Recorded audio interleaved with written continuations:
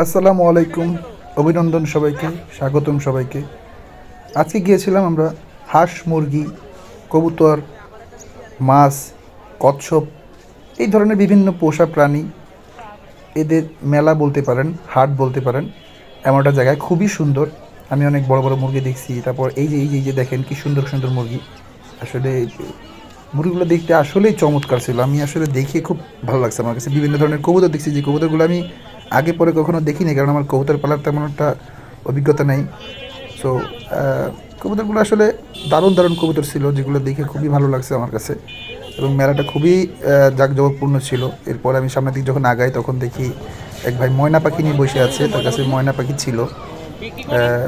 ভালোই একটা প্রাইস চাইছে, 14,000 টাকার মতো। টিয়া পাখি ছিল। বিভিন্ন ধরনের পাখি নিয়ে এসে বসছে। দারুণ লাগছে ময়না পাখি, শালিক পাখি।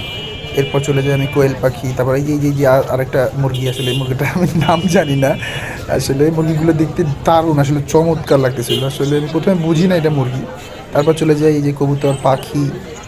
এই সাইডটায় দারুণ দারুণ কবুতর ছিল, নতুন নতুন প্রজাতির। আসলে আমি জানি না, দু একটা কবুতরের নাম যেরকম ঘোলা, গিরিবাজ, এই ধরনের কবুতর। আসলে বিভিন্ন ধরনের এই কবুতরটা একটা মুরগির মতো দেখতে মনে হচ্ছিলো। মুরগি পরে যায় দেখি না, এগুলো কবুতর।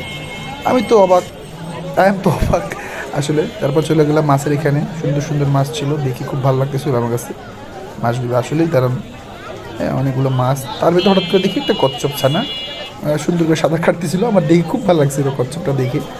তো এরপর চলে যায় মাছের এখানে। সুন্দর সুন্দর মাছ ছিল, আমার দেখে খুব ভালো লাগছে। মেলাটা দারুণ। আপনারা আসবেন, খালিশপুরে এই মেলাটা হয়।